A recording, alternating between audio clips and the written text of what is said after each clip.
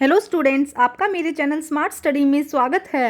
Students, आज हम शिक्षा निदेशालय की तरफ से दी जाने वाली कार्यपत्रक नंबर 32 करेंगे, जो कि क्लास 8th की है और विषय है सामाजिक विज्ञान। ये वर्कशीट 8 फरवरी 2021 की है। तो आइए शुरू करते हैं आज की वर्कशीट शुरू करने से पहले प्लीज़ मेरे चैनल को सब्सक्राइब कर दीजिए। तो आइए देखते हैं आज की वर्कशीट। महात्मा गांधी का आगमन, रॉलेट सत्याग्रह। तो आइए पहले देखते हैं महात्मा गांधी का आगमन। दक्षिण अफ्रीका में नस्ल भेदी पाबंदियों के खिलाफ अहिंसक आंदोलन का सफलतापूर्वक नेतृत्व कर गांधी जी ने 1915 में भारत आ गए। तो देखो क्या कहा जा रहा है कि महात्मा गांधी का भारत में आगमन किस तरह से हुआ। तो दक्षिण भारत में नस्ल भेदी पाबंदियां पर कि रंग भेद, जैसे नस्ल भेद में क्या किया जाता है, पाबंदियों के खिलाफ उन्होंने क्या किया था, अहिंसक आंदोलन किया था। और उसके नेतृत्व के बाद में 1915 में जो गांधी जी थे वो भारत आ गए। उन्होंने पहले पूरे साल भारत का दौरा किया और इस दौरान वे यहाँ के लोगों और उनकी ज़रूरतों और उनको हालातों को समझने लगे। अब देखो क्या हुआ, जब 1915 में गांधी जी भारत आए तो पहले उन्होंने पूरे भारत का दौरा किया, मतलब पूरे भारत में घूमा उन्होंने, और वहाँ पे जो लोगों की समस्याएं थी, उनकी ज़रूरतें थी, उनके जो हालात थे, उनको गहराई से समझा भी लोगों को एक्चुअली दर्द और तकलीफ क्या है। पहला काम उन्होंने यही किया कि लोगों की तकलीफ और दर्द को समझा।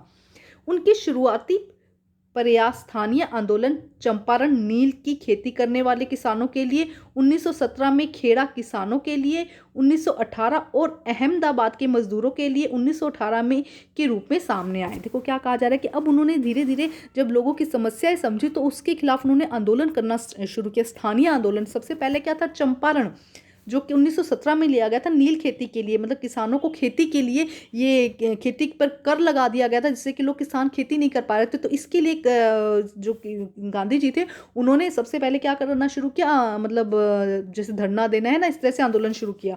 उसके बाद खेड़ा, 1917 में खेड़ा किसानों के लिए भी, किसानों को तकलीफ ना हो उसके लिए 1918 में, और अहमदाबाद में मजदूरों के लिए ये आंदोलन उन्होंने अपने स्टार्टिंग में जो शुरू में ये आंदोलन उन्होंने किया, किसानों के लिए, उनकी खेती पर कर जो लगाया जा रहा था, टैक्स लगाया जा रहा था किसानों की भलाई के लिए और मजदूरों के लिए, उन्होंने सबसे पहले जो अपना आंदोलन यहाँ से स्टार्ट किया। 1919 से 1922 के बीच उन्होंने कई और आंदोलन जैसे कि रोलेट सत्याग्रह, खिलाफत आंदोलन और असहयोग आंदोलन का नेतृत्व किया। अब वो देखो 15 में आए तो 19 तक तो उन्होंने इन्हीं मजदूरों के लिए छोटे छोटे आंदोलन शुरू किए, लेकिन उसके बाद उन्होंने बड़े आंदोलन जैसे कि रोलेट सत्याग्रह, खिलाफत आंदोलन और असहयोग आंदोलन का नेतृत्व किया। तो आइए सबसे पहले देखते हैं रोलेट सत्याग्रह। रोलेट सत्याग्रह क्या है। 1919 में अंग्रेजी सरकार ने रोलेट कानून पास किया, जिसका उद्देश्य अभिव्यक्ति की स्वतंत्रता जैसे कि मूलभूत अधिकारों पर अंकुश लगाना था, पुलिस को और ज्यादा अधिकार देना था।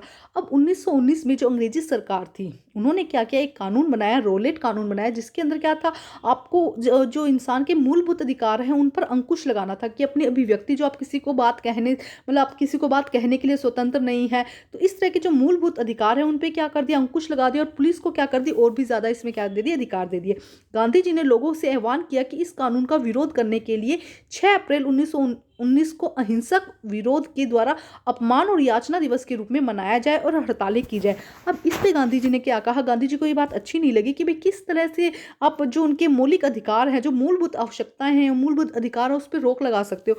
तो इसके लिए उन्होंने क्या कहा, 6 अप्रैल 1919 को 6 अप्रैल 1919 को अहिंसक, आप यहाँ पे ध्यान रखेंगे अहिंसक, मतलब बिना लड़ाई झगड़े के अहिंसक विरोध किया, और उसके द्वारा अपमान और याचना दिवस के रूप में मनाया जाए और हड़तालें की जाए। मतलब अपमान और याचना भी तो हमारा अपमान है कि हम बोल ही ना पाए कुछ, तो अपमान और याचना के रूप में इस दिवस को मनाया जाए और हड़तालें की जाए। यह ब्रिटिश सरकार के खिलाफ पहला अलिख भारतीय संघर्ष था, हालांकि यह मोटे तौर पर शहरों तक ही सीमित था। अब ये क्या हुआ, एक अभी तक तो क्या था, छोटे छोटे आंदोलन थे भी किसानों के लिए, मजदूरों के लिए, लेकिन ये एक अखिल भारतीय, मतलब पूरे भारतीय का संघर्ष का पहला आंदोलन था, जो मोटे तौर तक कहाँ था, अभी तक ये बात सिर्फ शहरों तक ही, मतलब लोगों ने शहर में जो थे, बड़े बड़े शहर थे, वहीं पर ये आंदोलन शुरू हो पाया। सरकार ने इन आंदोलनों को कुचलने के लिए दमनकारी रास्ता अपनाया। अब सरकार ने अपना फोर्सफुली, मतलब चाहा कि किसी न किसी तरह से, क्योंकि देखो चिंगारी भड़कनी शुरू हो चुकी थी ना, तो किसी न किसी तरह से इस आंदोलन को रोका जाए। 13 अप्रैल 1919 को बैसाखी के दिन, अब इस आंदोलन को रोकने के लिए देखो क्या किया गया, 13 अप्रैल 1919 को बैसाखी के दिन जलियांवाला बाग में शांतिपूर्ण एक सभा के ऊपर बिना किसी चेतावनी से अंग्रेज जनरल डायर ने गोलियां चलवा दी। कई सारे लोग मारे गए, जिसमें बुजुर्ग और बच्चे भी शामिल थे। ये घटना तो आपने, जलियांवाला बाग की घटना तो जरूर सुनी होगी। तो देखो क्या कहा गया। अब इस तरह से सबने क्या किया था, जो रोलेट कानून चला था उसके अगेंस्ट गांधी जी ने बोला था कि भाई सब इसके लिए आंदोलन करो और अहिंसक आंदोलन करो। तो अब इसके लिए क्या हो रहा था देखो, मतलब और देश की आज़ादी के लिए धीरे धीरे बात चलनी शुरू हो गई थी। तो 13 अप्रैल 1919 को क्या हो रहा था कि एक मीटिंग बुलाई गई थी, एक शांतिपूर्ण सभा बुलाई गई थी, ठीक है, जलियांवाला बाग में, अमृतसर में है जलियांवाला बाग में, एक शांतिपूर्ण सभा बुलाई गई भी, किस तरह से क्या स्कीम चलाई जाए, किस तरह से किया जाए। तो पीछे से क्या हुआ था, जो उसका मुख्य दरवाजा था वहां से जनरल डायर ने आया और उन्होंने अपने जो बाकी सैनिक थे उनको, आपने देखा भी होगा कई बार पिक्चर वगैरह में देखते हैं ना, पीछे से गोलियां चला दी, जिसमें कितने बुजुर्ग बच्चे सभी शामिल थे, बिना मतलब कोई अहिंसा नहीं की थी उन लोगों ने, वो तो सिर्फ कोई भी हिंसा नहीं की थी, मतलब वो तो क्या कर रहे थे, अपनी बात कर रहे थे और पीछे से आकर उन्होंने गोलियां चला दी थी। तो बहुत सारे लोग इसमें मारे मारे गए थे। तो उन 13, ये डेट याद रखिएगा कब की घटना है, 13 अप्रैल 1919 में, ठीक है। इस जनसंहार पर अपनी इस जनसंहार पर अपनी पीड़ा और गुस्सा जताते हुए रविंद्रनाथ टैगोर ने अपनी नाइटहुड की पदवी लौटा दी। अब इससे क्या हुआ, जो भारत के लोग थे, जो इंडियंस थे, उनको बहुत गुस्सा आया कि भाई ऐसे कैसे कोई कर सकता है, या तो कोई गलत काम कर रहा हो, कोई हिंसा कर रहा हो, कोई तोड़फोड़ कर रहा हो, तब आप गोलियां चलाओ, ऐसे कैसे आप किसी पे जब बात कर रहे हैं आप गोलियां चला सकते हो, अंग्रेजी सरकार ऐसा कैसे कर सकते हैं। तो इससे नाराज होकर इस जनसंहार मतलब लोगों को मार दिया। इसकी पीड़ा और गुस्से थे जो रविंद्रनाथ टैगोर थे, उन्होंने क्या किया, उन्हें एक पदवी दी गई थी नाइटहुड की, उन्होंने वो पदवी वापस अंग्रेजों को लौटा दी। देखो बहुत मतलब अहिंसा हुई थी, मतलब बहुत दर्दनीय घटना है ये। अब देखो खिलाफत आंदोलन पहला कौन सा था, रोलेट, है ना। उसके बाद खिलाफत आंदोलन और असहयोग आंदोलन का आह्वान। प्रथम विश्व युद्ध में तुर्की की हार के बाद अंग्रेजों ने तुर्की के सुल्तान, जो पूरे विश्व के सुल्तानों का खलीफा माना जाता है, के ऊपर बहुत सख्त संधि थोप दी। अब देखो क्या कहा जा रहा है कि जब प्रथम विश्व युद्ध हुआ उसमें तुर्की की हार हुई, तो अंग्रेजों ने क्या किया, अंग्रेज जो तुर्की के सुल्तान थे, अब तुर्की की तो हार हो गई थी, लेकिन उसके जो सुल्तान थे ना, जो पूरे विश्व के मुसलमानों का खलीफा माना जाता था, जिससे बहुत बड़ा हेड माना जाता, खलीफा मतलब एक हेड माना जाता था, जब सब उसकी बात सुनते थे, के ऊपर बहुत सख्त संधि थोप दी। जलियांवाला बाग हत्याकांड के बाद अंग्रेजों से गुस्सा हुए भारतीय मुस्लिम इस संधि से आग बबूला हो गए। अब देखो उनको खलीफा मानते थे, तो मतलब बहुत बड़ा हेड मानते थे, और उन पे एक संधि थोप दी। अब इससे क्या हुआ, एक जलियांवाला बाग जो हत्याकांड हुई वो, उससे जो भारत के अंदर जो मुसलमान थे, भारतीय मुस्लिम थे, उनको क्या हुआ, वो और भी ज्यादा इससे गुस्सा हो गए। खिलाफत आंदोलन के नेता मोहम्मद अली और शौकत अली ने अंग्रेजों के खिलाफ आंदोलन शुरू कर दिया।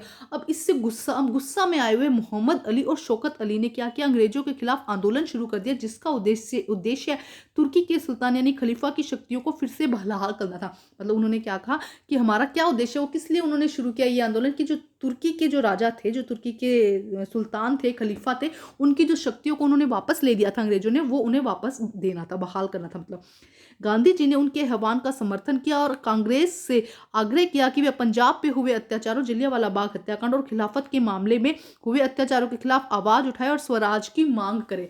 अब इस पे गांधी जी ने ये उनके आह्वान को स्वीकार लिया कि ये बात सही है, एक तो जलियांवाला जो हत्याकांड हुआ है वो बिल्कुल जायज नहीं है, और सेकंड क्या है, जो अत्याचार हो रहे हैं उसके खिलाफ आवाज उठाए और स्वराज की मांग करे, मतलब कि हमें अपना ही राज चाहिए, इसकी मांग करें।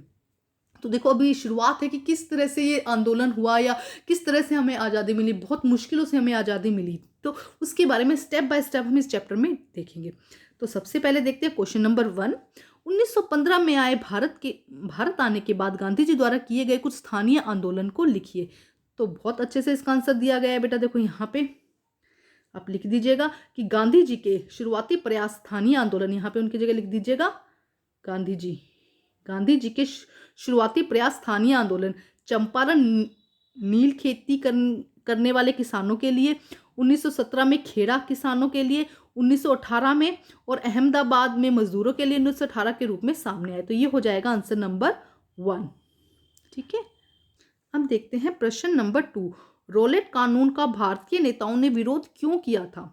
क्यों किया था बेटा, देखो अभी हम समझ चुके हैं जो रोलेट कानून क्या था, भारतीयों की जो अब जो धीरे धीरे ब्रिटिश सरकार के खिलाफ जो आंदोलन शुरू हो चुका था, जो जिससे चिंगारी भड़क चुकी थी ना, उसको जो अंग्रेज सरकार थी वो उसको बंद करना चाहती थी, उसको रोकना चाहती थी, इसलिए उन्होंने रोलेट कानून लगाया भी, कोई बात ही ना कर सके।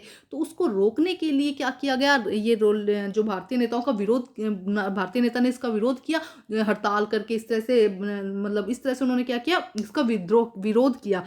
तो देखते हैं इसका आंसर नंबर 2। तो देखिए आंसर क्या होगा बेटा इसका, मार्च 1919 में, यहाँ पे लिख दीजिएगा मार्च 1919 में रोलेट एक्ट में भारत में राज कर रही ब्रिटिश सरकार द्वारा भारत में उभर रहे राष्ट्रीय आंदोलन को खत्म करने के उद्देश्य से ये कानून बनाया गया। क्यों बनाया गया था? मार्च 1919 में रोलेट एक्ट में भारत पर राज कर रही जो ब्रिटिश सरकार थी उसने देखा कि जो ये राष्ट्रीय आंदोलन उभर रहा है उसको खत्म करने के उद्देश्य से ये कानून बनाया गया। इस कानून का विरोध करते हुए देश की कई हड़तालें, जुलूस और प्रदर्शन होने लगे। गांधी जी ने इन व्यापक हड़ताल का आह्वान भी किया। गांधी जी ने क्या किया? इसके लिए व्यापक हड़ताल किया। इसीलिए क्या कर रहे थे जो भारतीय नेताओं ने इसका विरोध किया था? मेन कारण क्या था कि अब जो राष्ट्रीय आंदोलन उभर रहा था ना उसको खत्म करना चाहती थी अंग्रेजी सरकार, इसीलिए उन्होंने ये जो रोलेट एक्ट था उसको पास किया था और इसके लिए भारतीय नेताओं ने इसका विरोध किया था। यह है आंसर नंबर 2। अब हम करते हैं प्रश्न नंबर 3। प्रश्न नंबर 3 देखते हैं क्या कहा गया है बेटा। खिलाफत आंदोलन क्या था? इसके नेताओं के नाम लिखिए। तो देखो बेटा बहुत अच्छे से दिया गया आंसर नंबर 3। खिलाफत आंदोलन के नेता मोहम्मद अली और शौकत अली ने अंग्रेजों के खिलाफ आंदोलन शुरू कर दिया था, जिसका उद्देश्य तुर्की के सुल्तान यानी खलीफा की शक्तियों को फिर से बहाल करना था। तो ये हो जाएगा आंसर नंबर 3। खिलाफत आंदोलन क्या था? किसने दिया था? मोहम्मद अली और शौकत अली ने दिया था। उनका उद्देश्य क्या था? भी तुर्की के जो नेता थे, सुल्तान थे, उस पर जो भी पाबंदियां लगाई गई है उन्हें वापस से क्या कर दिया जाए, उन्हें फ्री कर दिया जाए, बहाल कर दिया जाए। प्रश्न नंबर 4। गांधी जी ने असहयोग आंदोलन का आह्वान क्यों किया? असहयोग आंदोलन का आह्वान क्यों किया था? क्योंकि जो पंजाब पे या जो अत्याचार हुए थे, जो अंग्रेजों जो अत्याचार कर रहे थे उनको क्या किया जाए, उनको रोका जाए, इसलिए उन्होंने क्या किया था? इसका आह्वान किया था। तो आंसर देखिए बेटा क्या होगा। असहयोग आंदोलन पहले तो हम समझते हैं क्या था। भारत में अंग्रेजी सरकार भारतीयों के सहयोग से चलती थी। अंग्रेजी हुकूमत में विभिन्न सहयोगों को रोकना ही असहयोग आंदोलन था।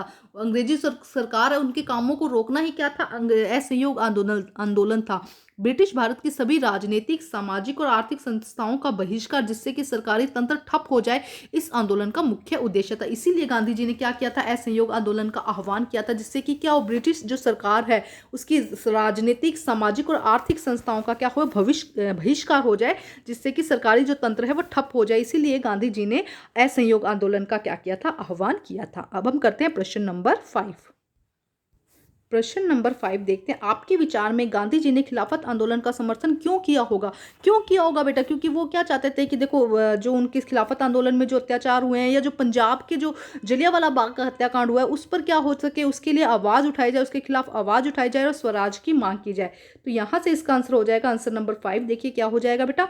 गांधी जी ने यहाँ पे लिख दीजिएगा, खिलाफत आंदोलन का समर्थन इसलिए किया क्योंकि वह पंजाब पर हुए अत्याचारों, जलियांवाला हत्याकांड और खिलाफत के मामले में हुए अत्याचारों के खिलाफ आवाज उठाए और स्वराज की मांग करे। जो लोग थे वो क्या करें, इनका खिलाफत के देखो यहाँ पे ये यहीं से लिख लीजिएगा बेटा। गांधी जी ने यहाँ पे खिलाफत आंदोलन का समर्थन इसलिए किया क्योंकि वह कांग्रेस से आग्रह किया कि वह पंजाब के हुए अत्याचारों और खिलाफत के मामले हुए अत्याचारों के खिलाफ आवाज उठाए और स्वराज की मांग करे। तो ये हो जाएगा आंसर नंबर 5। तो बेटा आज की जो वर्कशीट है वो कंप्लीट होती है। वर्कशीट कंप्लीट करके अपने टीचर से चेक कराइए और प्लीज़ मेरे चैनल को लाइक कीजिए, सब्सक्राइब कीजिए और शेयर कीजिए। Thank you students.